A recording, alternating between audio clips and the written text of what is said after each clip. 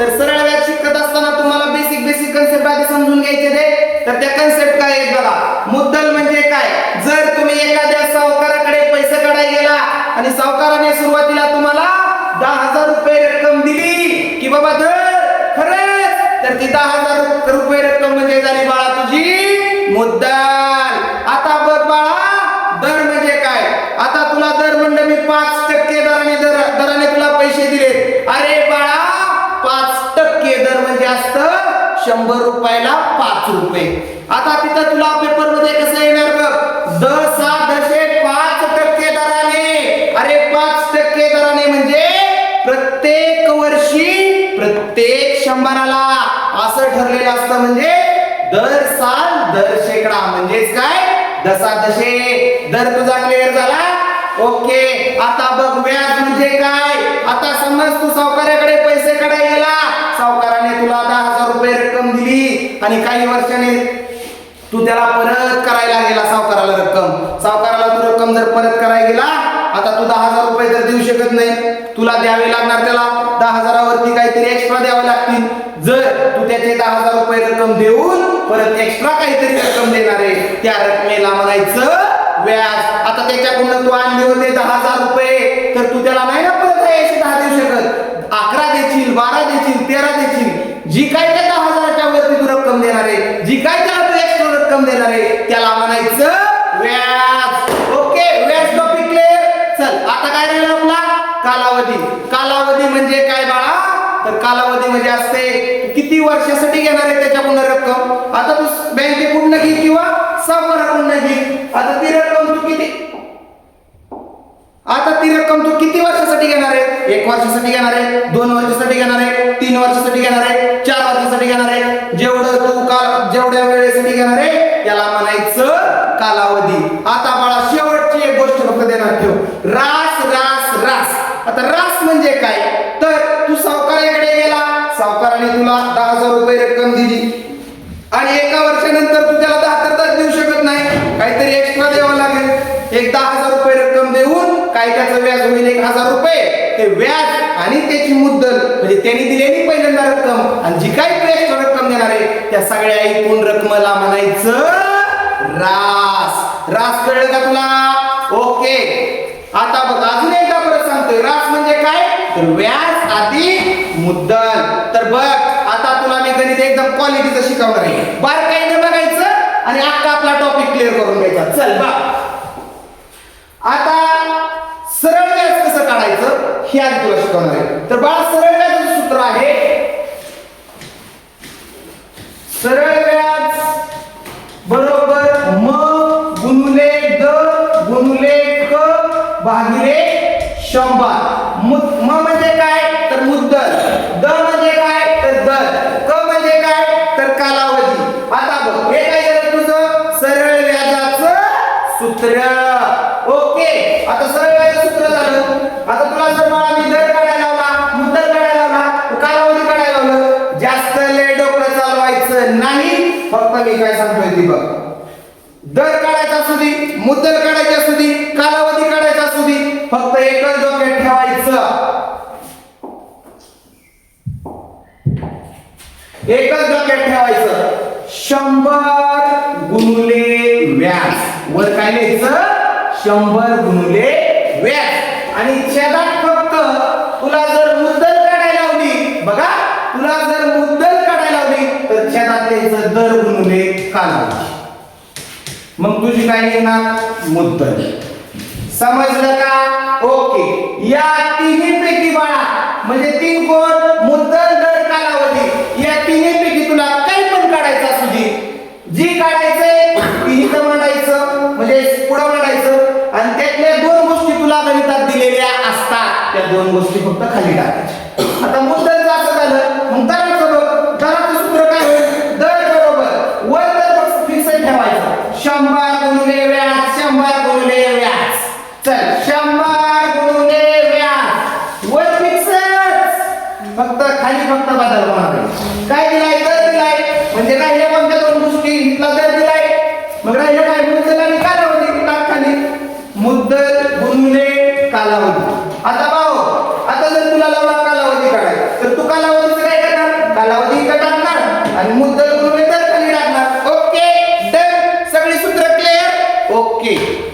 चल पुढे बघ आता आपण गणित सोडू.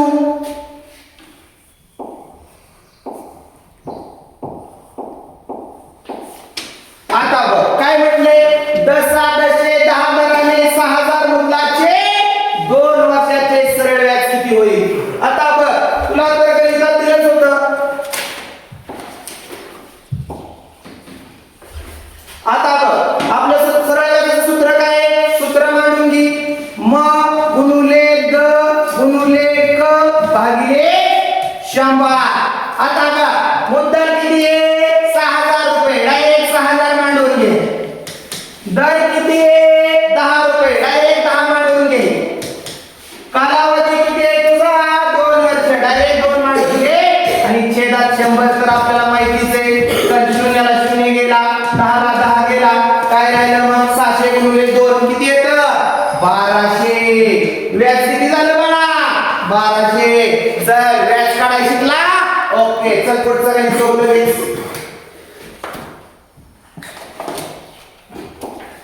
आता पुढचं काय, मुद्दल दिली 12000 रुपये, दर दिलाय 8, कालावधी दिलाय 3.5.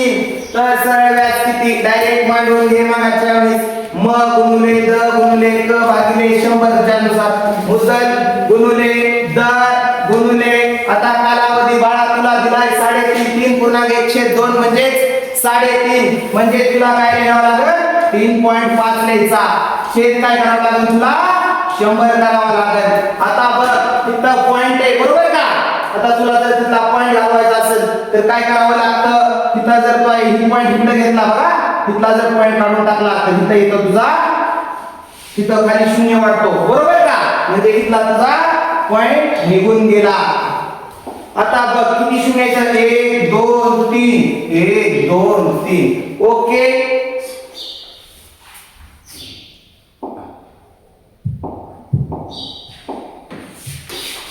तीन शून्य कट झाले. चल आता काय करायचंय तुला, 35 गुणिले 8 किती येणार, 8 पंचे 40, 8 पंचे 40, हातच्या गेला 4, 8 3 24, 24 आणि 4 किती 28. उत्तर किती आलं तुझं, 280. आणि 280 ला किती गुणावं लागेल, या 12 ने गुण. तर 0 ची 0, 12 3 96, 12 गुणिले 24 आणि 9 किती 33. म्हणजे याचं उत्तर किती आलं, 3360 रुपये. काय आलं हे व्याज. चल व्याज तुला काढायला कळलं. अजून एक तुला महत्वाची गोष्ट सांगतोय बाळा बघ, इथं काय आले 3.5 आले, म्हणून तू डायरेक्ट 0.5 घेऊ शकला. इथं 0.5 घेऊ शकला. पण बाळा असं जर तुला महिन्यात आलं, काय म्हणतोय मी, 6 महिने येऊ दे, 7 महिने येऊ दे, नाहीतर तिथं 15 महिने येऊ दे, डायरेक्ट वर तू 15 महिने लिहायचं. आता तू बाळा म्हणशील वर्षात गेल्यावर तसंच आणि महिन्यात गेल्यावर तसंच. असं का, तर थोडासा फक्त चेंज आहे. काय करायचं, वर आहे असं महिना लिहायचं आणि फक्त छेदात बाळा 12 करायचं. म्हणजे इथं जर आपण काय केलं असतं बघ, इथं काय दिलंय 3.5 वर्ष म्हणजे किती महिना, 12 त्रिक 36 आणि 6 किती, 36 आणि 6 किती 42. म्हणजे तो वर 42 केलं असतं आणि छेदात महिन्यात दिले म्हणून छेदात फक्त 12 करायचं. म्हणजे ह्या 100 शेजारी 12 ने गुणायचं. कळलं का महिन्याचं कसं असतं. ओके चल बाळा पुढचं गणित बघ. आता पुढचं गणित आहे बघ, दसा दशे काही दराने. आता बघ मी काय सांगितलं तर दराचं सूत्र कसं लिहायचं असतं हे मी तुला शिकवलंय. काही दराने 5000 चे 3 वर्षाचे सरळ व्याज 1350 होते, तर व्याजाचा दर किती. बघ आता तुला काय सांगितलंय, दराचं सूत्र असू दे, मुद्दलाचं सूत्र असू दे, कालावधीचं सूत्र असू दे, फक्त जे डोकं चालवायचं नाही, वर डायरेक्ट फिक्स मध्ये असतं 100 गुणिले व्याज. ओके तुला काय काढायला लावलं दादा, तुला काढायला लावलाय त्यांनी दर, तू डायरेक्ट इथं लिहून द्यायचा दर. आणि तुला तर माहितीच आहे राहिलेल्या 2 गोष्टी कुठल्या बी खाली आहेत त्या खपपूर्ण टाकायचं. काय टाकायचंय खाली, खाली काय टाकावं लागेल मग तुला, इथं काय दिलाय, दर दिलाय, कालावधी टाकावं लागेल आणि मुद्दल टाकावं लागेल. ओके झालं तुझं सूत्र तयार. चल मग या सूत्रानुसार सुरू घेऊन लगेच आपण. चल सूत्रानुसार काय होतं, 100 गुणिले व्याज. व्याज किती दिलंय त्यांनी, सरळ व्याज आहे हे तुला सांगितलं 1350 आहे. मांडून घे, 1350 मांडून घे, लय डोकं चालू नको, छेदात डायरेक्ट खाली बघ. आता छेदात काय देणार आहे तू? दर दिलाय म्हणजे छेदात काय होतं आपलं? मुद्दल आणि कालावधी. मुद्दल किती दिली? 5000 रुपये मुद्दल दिली. ओके. आणि दर द्यावे, कालावधी किती? 3 वर्ष. डायरेक्ट खाली 3 मांडून घे. चल, तुला तर माहितीच आहे, शून्याला शून्य घालून 1 2 3 1 2 3 गेलं. चल, आता काय करायचं? आता डायरेक्ट तू 5 निभागा, 5 1 5 5 2 10, खाली आले 3 5 7 35, 3 1 3 3 9 27, म्हणजे तुझं उत्तर काय आलं? 9. दर काय आला? 9%. टक्के म्हणजे हा 9 दर कसा आला?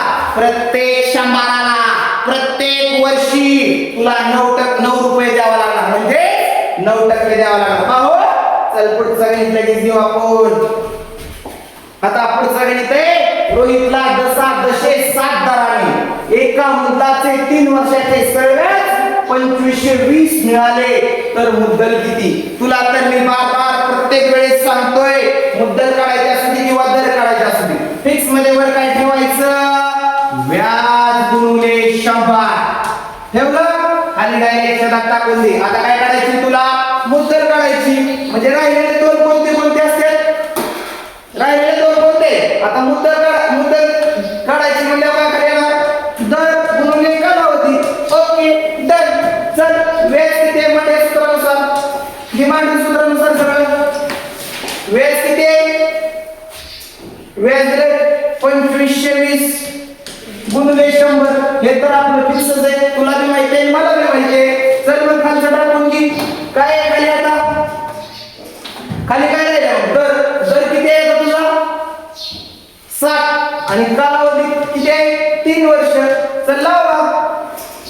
7 1 7 7 3 21, खाली द्यालं 4 7 सकून 42 0 0. ओके. चला 3 लाव. 3 1 3 3 1 3 3 2 6 120 आलं. 120 वरती 2 शून्य इकडे 100चे किती आलं उत्तर? 12000 रुपये. मुद्दल काय आहे तुझी? 12000 रुपये. चल, मुद्दल काढायला शिकला तू. ओके. चल, पुढचं बघ. आता लगेच दांड्यात कार्यक्रम करून टाकायचा आणि पटापट सोडवायचं, लय डायरेक्ट करायचं नाही. 5000 रुपयाची सरळ व्याजाने दशांशे 15% दराने दाम चौपट होण्यास किती वर्षे लागतील? आता बरोबर तुला दाम दुप्पट म्हणू दे, दाम तिप्पट म्हणू दे, नाहीतर दाम 10 पट म्हणू दे. बघ कसं करायचं. दाम 10 पट म्हणलं की 900 घ्यायचं, दाम 6 पट म्हणलं की 500 घ्यायचं, दाम 8 पट म्हणलं की 700 घ्यायचं. तुला तर कळलंच आता काय घ्यायचं. मग पुढे बघ. 5000 रुपयाची सरळ व्याजाने जसे 15% दराने दाम चौपट होते. आता चौपट म्हणलं की काय घेणार? 300. चल घे 300. आणि भाऊ या रकमेचं काहीच डोक्यात घ्यायचं, याच्या वेळेस मुद्दलचं तू काय डोक्यात घ्यायचं नाही. दर किती आहे तुझा? 15%. डायरेक्ट तू याला दराने भागायचं, तुझा निघणार कालावधी. भाग. चल, 15 1 15 15 2 30 किती आलं? 20. बघ, असं जर आलं दाम चौपट दाम दुप्पट, मी काय सांगतोय?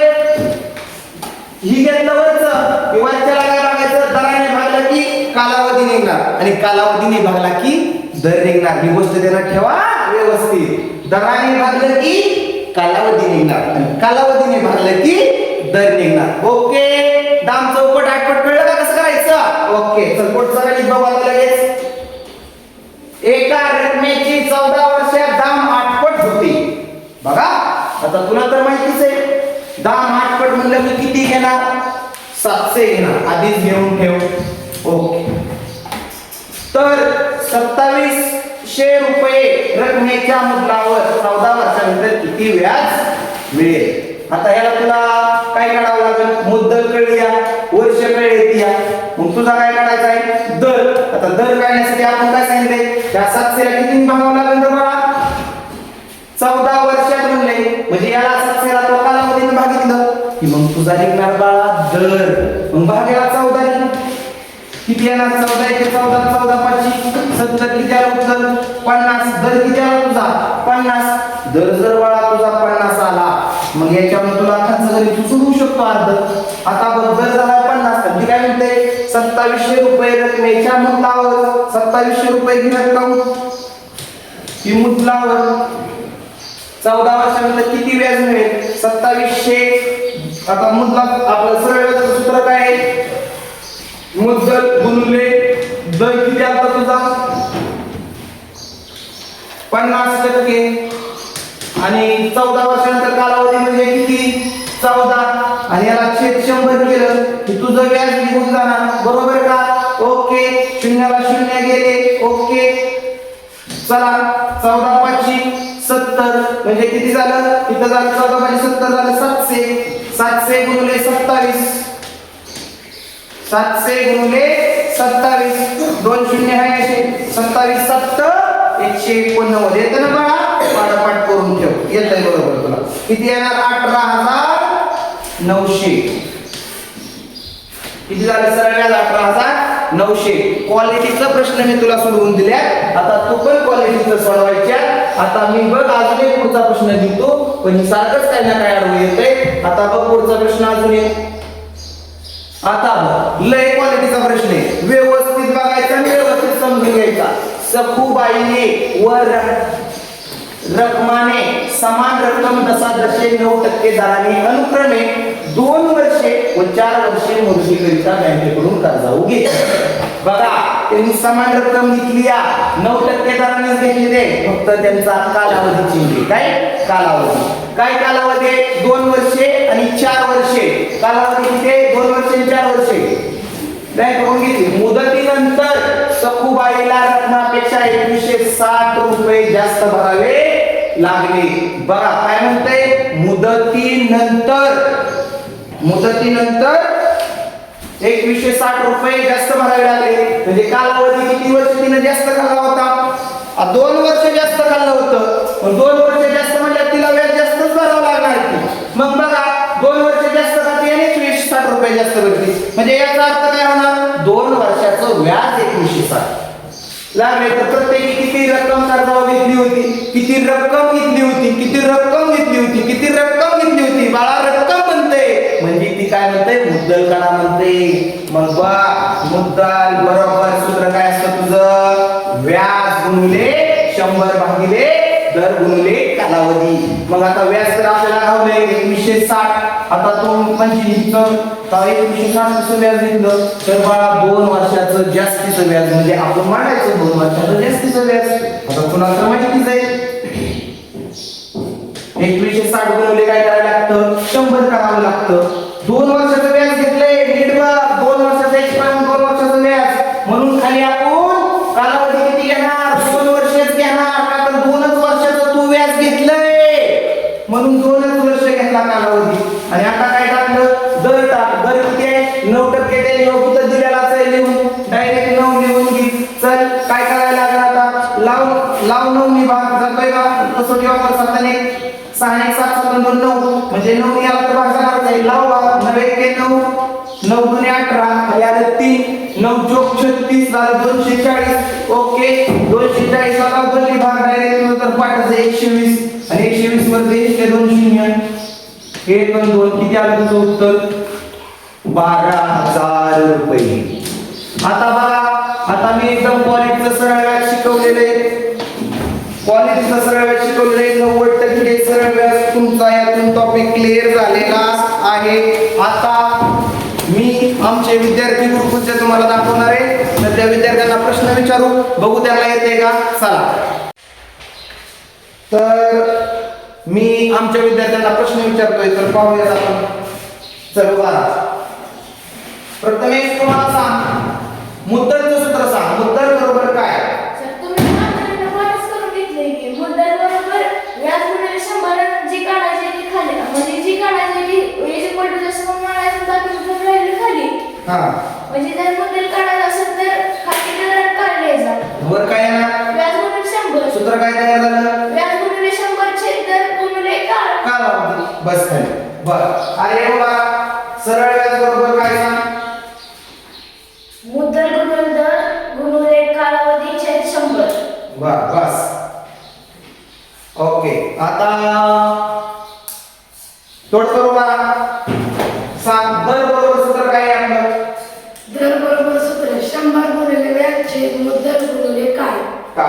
ओके तो बारा.